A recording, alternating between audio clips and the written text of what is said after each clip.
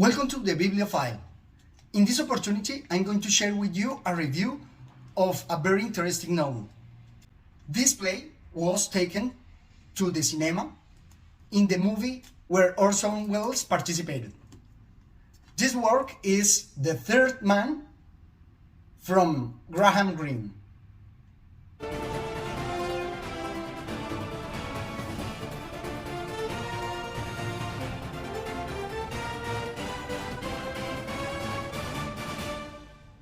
Para aquellos que quieran, voy a indicarles cómo pueden activar los subtítulos para leer en español la reseña de esta obra. Para activar los subtítulos, vamos a la configuración a través del icono del engranaje y allí en la sección de subtítulos se selecciona el idioma español. Así ya quedan activos los subtítulos. As I was saying, this work was taken to the cinema and it's a very famous film. The background is about Vienna after the Second World War. The city was destroyed and the power was split between all allies, the winners, and there Greene, an Englishman, is going to describe how was all the situation. How was the city at this moment with great descriptions. And I consider that Greene is a master for thrillers and mystery novels. Unfortunately, some key points of the novel weren't well transmitted to the film, such as some descriptions of a specific tension moments, like this. The hands of the guilty don't necessarily tremble. Only in stories does a dropped glass betray agitation. Tension is more often shown in the started action. I think it's very important, this passage, because the author highlights the way the tension is not always with specific movements, or they are not always obviously discovered. They require a very sharp glance, a very sharp look. And it's very interesting how Greene led the reader to participate in all the plot, in the discovering of the mystery. And some analogies are very deep, are very sharp, because he lets the reader discover all the cracks and strange topics among the work, such as this. 3 men. It was as thought suddenly. Fingering the bare wall, his fingers had encountered not so much a crack perhaps, but at least a roughness that had not been smoothed away by the careful builders. He is using this analogy where he let discover that not all the plot, not all the story is perfectly well told. There are some lies that are not covered, and in that way, a good investigator could discover the truth. What I like the most in this work are some topics where the author makes some literature criticism, because he is going to take advantage of the characters in order to talk about literature, because one of the protagonists is a writer.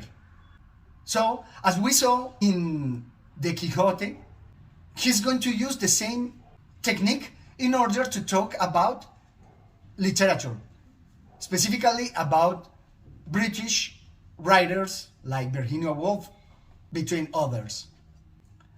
And something very important in the technique that is obviously not well shown in the movie, it's the movement between the third and the first person as a narrator, because the detective is going to tell us what is going on with the writer, the friend of the victim, and at some point in the middle of the work is going to switch to the first person as the story develops. That's very awesome, and I consider that this particular technique is very effective in the way to create tension in order to make a fluent narration. The plot is quite simple. He is not worried about the verisimilitude because in the war nothing is common. So he takes advantage of that in order to show the facts, not worrying about the verisimilitude. He talks about some friends. One, Harry Lines, is going to invite to his friend Martins to a business. And when Martins arrived to Vienna, he is going to discover that his friend is dead. And he starts to deploy all the mystery about his death. And as a writer, Martins himself is going to try to discover the mystery. And I think it's a very good summary about thrillers. He says, "It was then that the idea first lodged firmly in Martin's mind that there was something wrong about Line's death, something the police had been too stupid to discover. He tried to discover it himself with the help of 2 cigarettes, but he fell asleep without his dinner and with the mystery still unsolved." I think it's good, this image, because he is making a very good comparison between readers and the true protagonist of the work.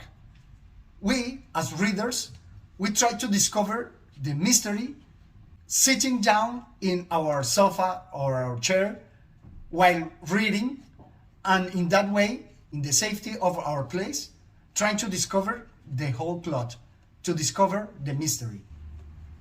I want to highlight 4 specific items that I consider that make this work magnificent.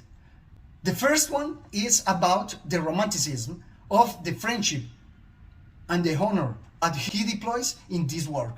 And also because through this reflection, through this thought, he's going to show us some kind of verisimilitude, so credibility about the whole story.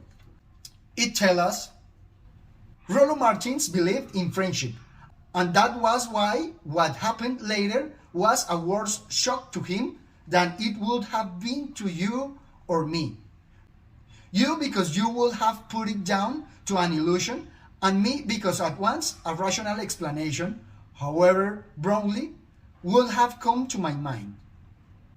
This is one of the very first sentences that create tension, and in some way is going to warn us about later facts.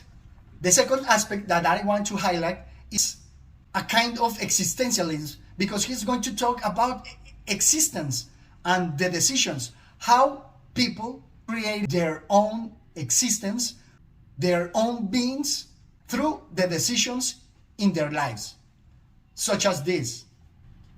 One's file, is never quite complete. A case is never really closed, even after a century when all the participants are dead. I think it's very sharp because it's talking about some mysteries. And as we know, for example, with the mystery about the murder of John F. Kennedy, we can notice that this truth is timeless. It's eternal, because the mystery is always present in all facts.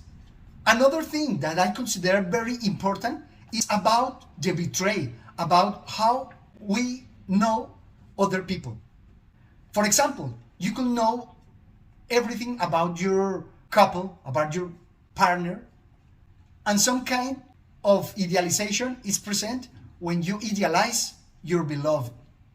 And I consider this dialogue very sharp in order to show that sometimes the image that we create about other people is not very accurate, but it's not problem of the other people. It's our problem, or the problem of the image that we create in our minds. So, when they're talking about a lover of Mr. Lines and his best friend, how well they know everything about him. And look this very sharp conversation. She said, if he was alive now, he might be able to explain, but we've got to remember him as he was to us. There are always so many things one doesn't know about a person, even a person one loves. Good things, bad things. We have to leave plenty of room for them. And later, I loved a man, she said. I told you, a man doesn't alter because you find out more about him. He's still the same man. Well, I consider this part very sharp, very profound, because they're talking about how well they know that person. And I think that this happens every day, because sometimes when someone is dead, the inheritance and illegitimate offspring is going to show them in the ceremony, in the funeral, in order to claim the rights. And there, at this point, is where all the truth comes out.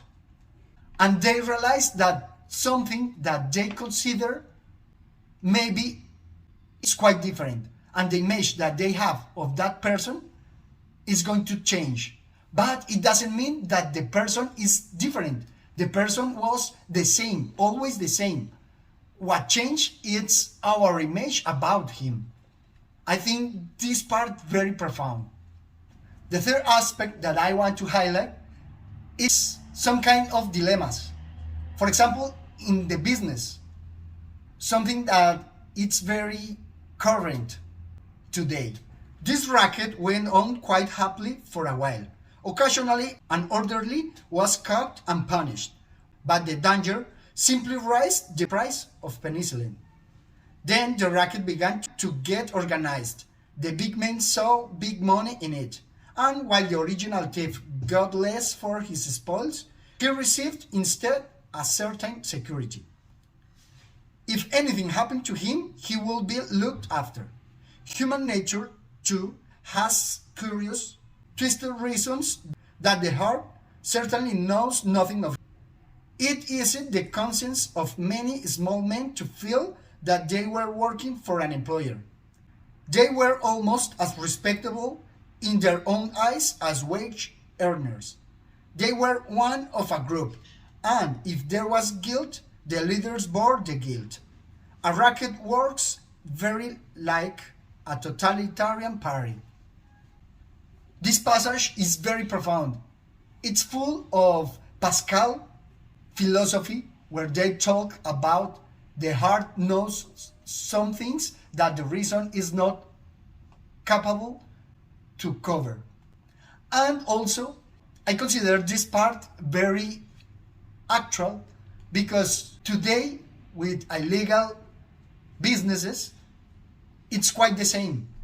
They talk about penicillin traffic, but it also goes the same for drug dealers and other illegal businesses. And the last part that I want to highlight is a dilemma that is not present in the movie, and I consider it very important, because during the development of the story, we're going to discover how the moral dilemmas change characters. Martins is going to discover how his best friend is going to betray him.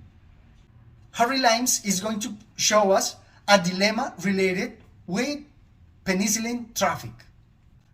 But this part is going to show us that there are some particular and everyday actions where dilemmas are present, and corruption, because during his journey to discover the truth, he's going to take advantage of a confusion in order to have some money in Vienna. And at the end, he's not going to pay for that. I think this hint is very important, because he's going to show us that there are crimes that are despicable, like the penicillin traffic. But what about taking advantage of some other people and commit some fraud, maybe with white lies? something that could be harmless, but at least is a lie. Let's see this part. Martins is going to take some money from Kravitz, and at the end, let's look how Kravitz lost money. It says, "Oh, Kravitz is still arguing with the British Council about Dexter's expenses. They say they cannot pass simultaneous payment in Stockholm and Vienna. Poor Kravitz, poor all of us, when you come to think of it." I think this part encloses a very deep reflections and thoughts about crime and moral dilemmas. I consider this final dilemma very important because why a major crime is despicable and not a minor one? This fraud of money is also important, and at the end there is no punishment for that. So that makes the reader think a lot about it. This is all that I have to share with you. I invite you to read this remarkable work, and obviously, if you can, watch also the movie. Please subscribe to this channel. Leave me your comments about what you think about my reflections, and until the next opportunity. Goodbye.